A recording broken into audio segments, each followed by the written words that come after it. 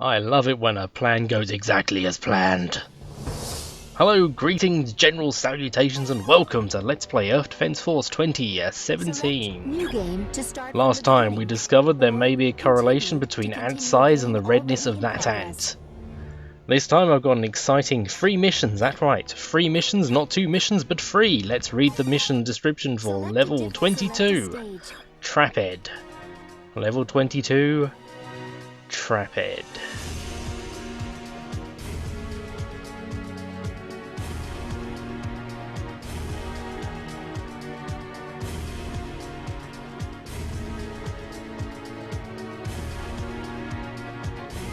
Select a difficult going into combat. We're the only survivors!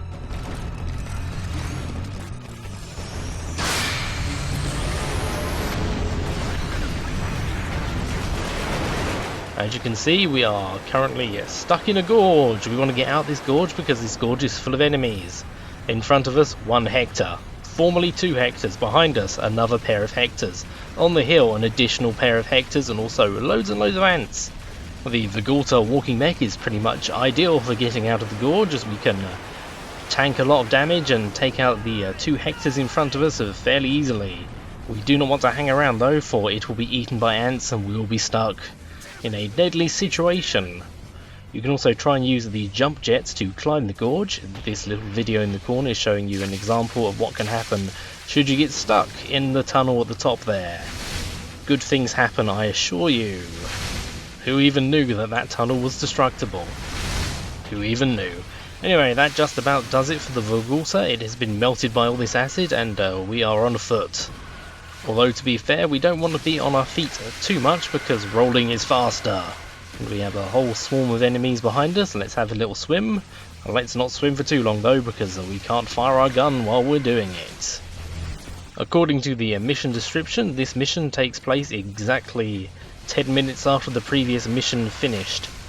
We were on the beach, we killed the red ants, we went into the gorge, and then we were attacked. Terrifying. I'm going to surprise absolutely nobody by saying right now that this mission is based on a mission from EDF2 that followed the Crimson mission in that game as well. There it is in the corner now, looking rather similar except for the Hectors are walking mech things. One interesting thing about the mission in EDF2 is that the description didn't mention it being directly after the Crimson mission. That might be because those 2 missions were on different maps rather than the same map, even though they represent the same places. I thought it was interesting, shut up. Now that most of the ants are dead and we have gained significant breathing room out here on the beach, we can begin to turn our attention towards the remaining Hector robots. Like I said, we can begin just 1 more ant. Get rid of it. Go away, ant. There we go. Okay, I brought a tool. The Prominence M1, a missile launcher. I do not often use missile launchers. They are sometimes effective though. On the face of it, the Prominence M1 seems to have solved 1 major problem with the missile launchers. The problem of the lock-on working by it instantly locking on to the closest enemy to you rather than the one you're actually looking at. On the surface, it appears that the Prominence flies straight forward before locking on. This is a falsehood, however. What it does is it locks on and then flies forward and then homes in. It will still home in on the closest enemy to you rather than the closest enemy to it when it appears to actually lock on. Also, it doesn't have a terribly high homing rating, so it will sort of swirl around in a fantastic manner.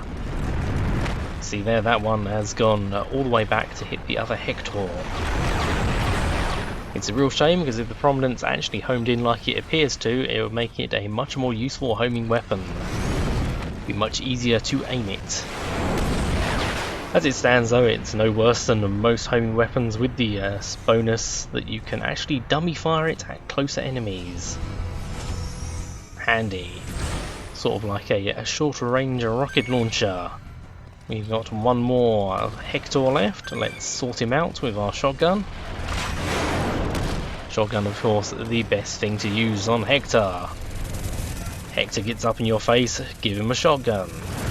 Oh, that will sort him out. And with that, the mission is clear. Hooray. Let's grab some pickups. Wasn't really worth it, oh well. Select a difficulty. Anyway, on to the second mission. Mission 23, Expansion. I'm going to let you read the text.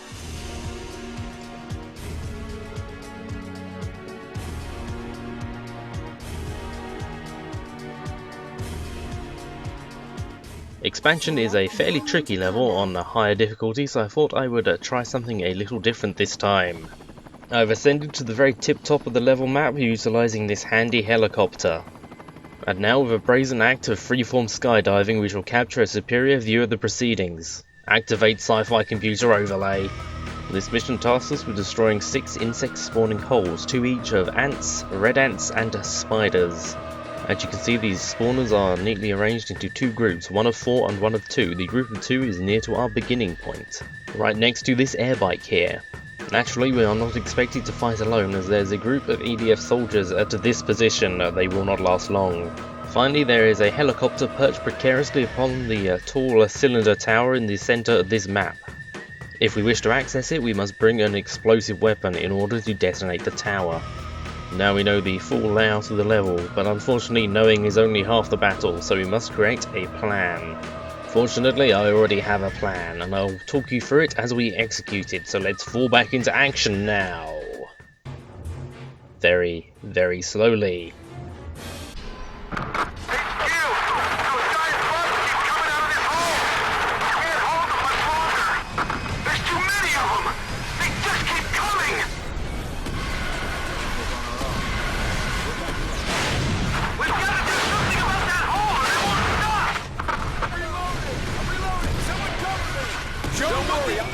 Storm 1, destroy the hole now! Speed is of the essence at the beginning of this level. We've already taken out the ant spawner before they can really do that much, and now that the ants and the spiders are occupied fighting the EDF forces, we can quickly run around the back and take care of the spider spawner as well. As these 2 spawners are very remote from the rest of the spawners, killing these will not draw the ire of any of the other enemies in the level unless we let them wander too far. Let's get rid of this. We're going to want to use that helicopter. Now that these 2 spawners are dead, we can deal with the enemies that came out of the spawners. Killing them before we take out the spawners is a fool's errand, as the spawners will simply replenish them. Diminished from their fight with the EDF soldiers, these remaining ants and spiders will offer us little resistance. Now we can turn our attention to the second half of the mission. The remaining 4 spawners are tightly grouped together, which is a big problem. Attacking any one of those spawners head on will draw aggro from not only the surrounding enemies but the enemies surrounding the other 3 spawners. Attacking the spawners from a range is an option, however we will still have to deal with all the enemies drawing aggro. At this point, even our most effective sniper rifle will still take more than a full clip to take down a single hole. Most of the remaining holes are nestled between buildings, which makes getting a sightline on them with a sniper rifle very difficult. However, a rocket launcher, such as the Goliath D2, would take down the holes a little slower than our best sniper rifle would, with the added benefit of being able to create your own sightlines by detonating buildings. We can of course try and take down the holes with vehicles. The air bike is fast and will let us outrun the enemies, however its piddly little machine gun is not very good at taking down holes. The helicopter fares a little better. Though powerful, the helicopter's missile weapon is unfortunately homing and tends to be drawn away from the holes by the enemies surrounding them. The helicopter's machine gun is more effective at taking down the holes. Unfortunately, it is very difficult to aim at a stationary target. It is most effective when fired at an enemy that is at the same level of elevation as your helicopter. So attacking the holes effectively involves getting down to their level, at which point you will be promptly killed by all the spiders and all the ants. As I cannot take out the holes with the helicopter, you may be wondering what I'm actually doing here attacking these enemies. Well, the answer is simple. My strategy for these last 4 holes is very similar to the strategy I used at the start of the level on the first 2 holes. Only this time, without the EDF soldiers to provide a distraction, I must create my own distraction, utilising this helicopter, its weapons, and its ability to fly faster than the enemies can. After flying close to and attacking most of the enemies over there, I should have drawn enough aggro to get them to follow me to the other side of the level. And unfortunately do have a habit of getting stuck walking around buildings forever, so this may take a little while. Let's fast forward. While we're enjoying this fast motion helicopter gameplay, I'd like to attract your attention to the minimap, as particularly the yellow dots representing the air bike. Did you see that? Just for a moment, the air bike seemed to have an incredible amount of height. Let's zoom in a bit and see if it doesn't happen again. We watch closely, right there, and if you watch behind the minimap right now, there we go, you will see the air bike descend from the sky. And again.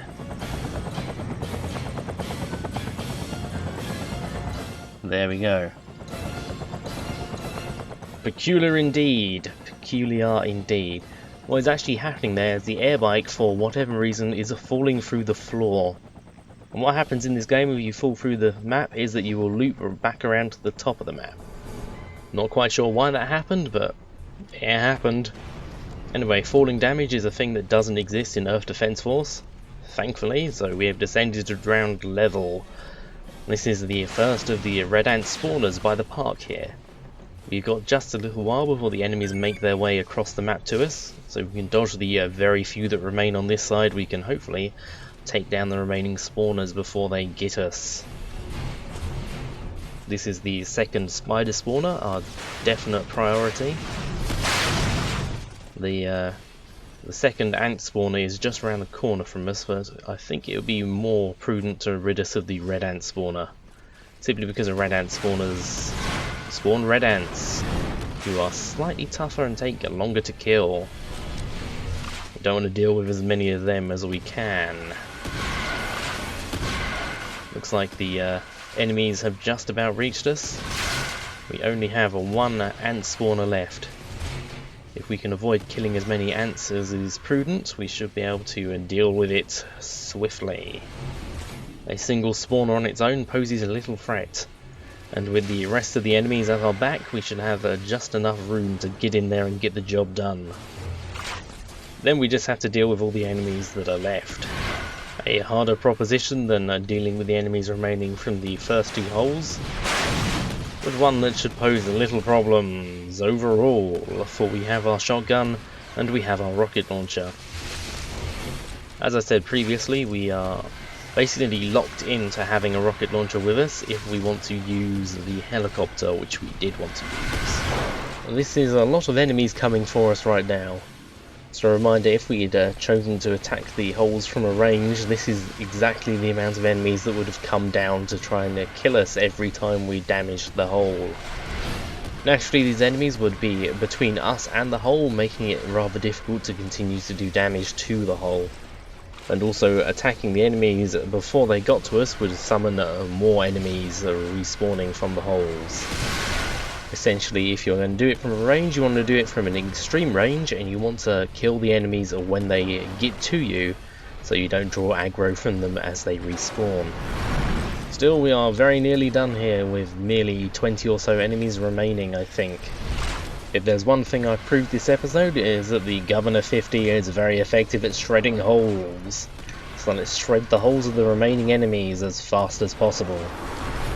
I stated previously that I consider this to be one of the more difficult levels in the game, especially at such an early stage. I recall having very many problems fighting through this stage on my first playthrough of the game. Even on normal mode, getting too close to the 4 spawners at the far end of the stage would result in far too many enemies surrounding you. And it's over now, and we can move on to the next level. Select a stage. Mission 24, Interception. Interception.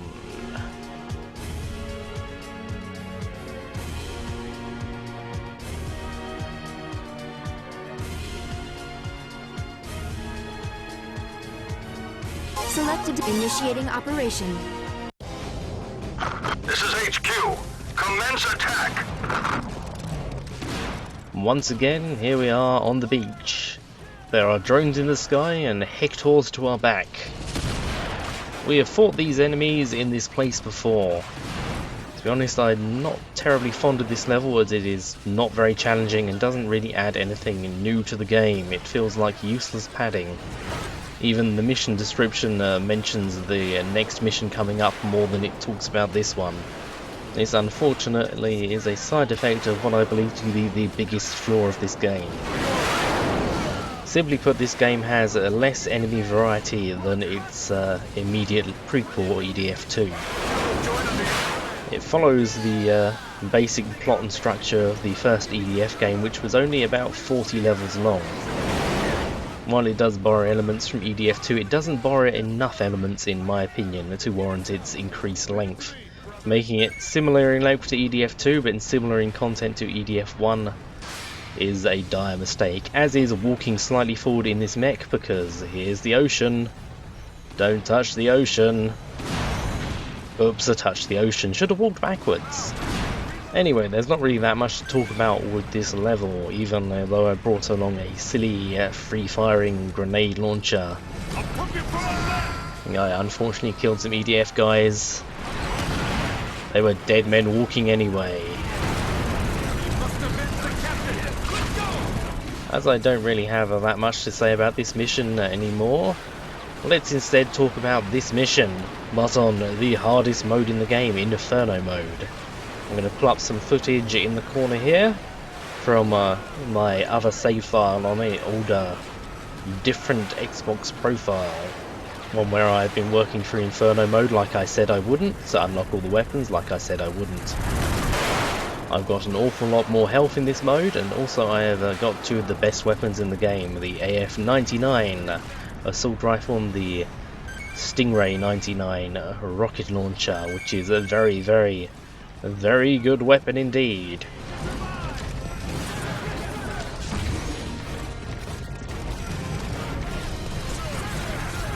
Yeah, I got it.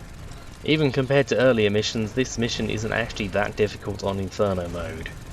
Well, the mission where you first face the walking fortress is a much tougher. HQ to all troops. The next wave of enemies are approaching. Get ready for battle.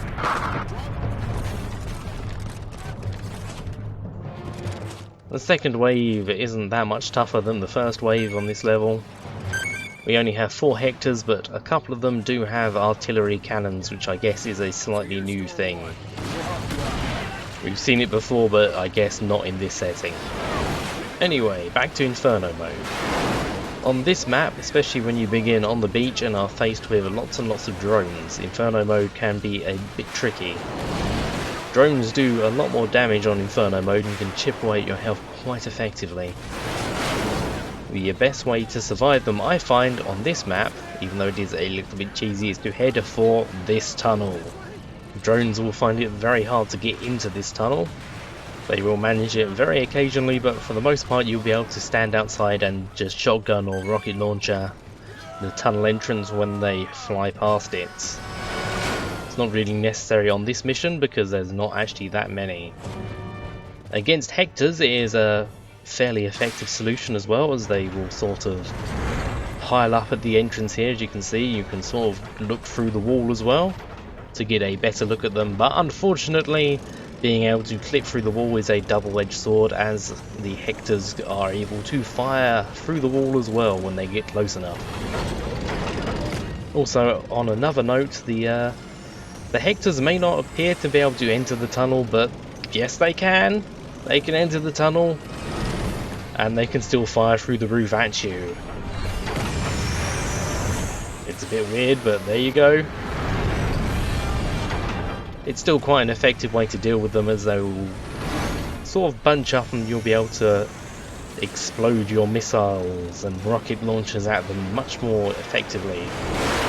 You can get them in the splash damage of pretty much any rocket launcher just by firing at the tunnel wall near them.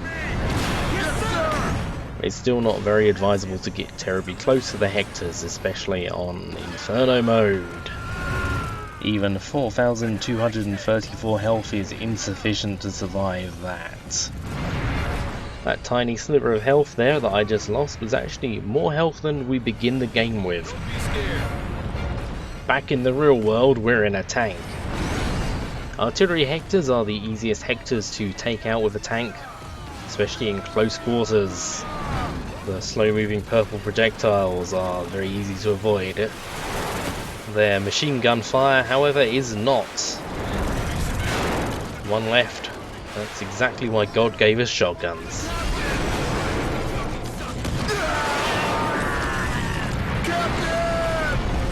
And God told us not to use timed grenade launchers because they are the most team-killy weapon in the world.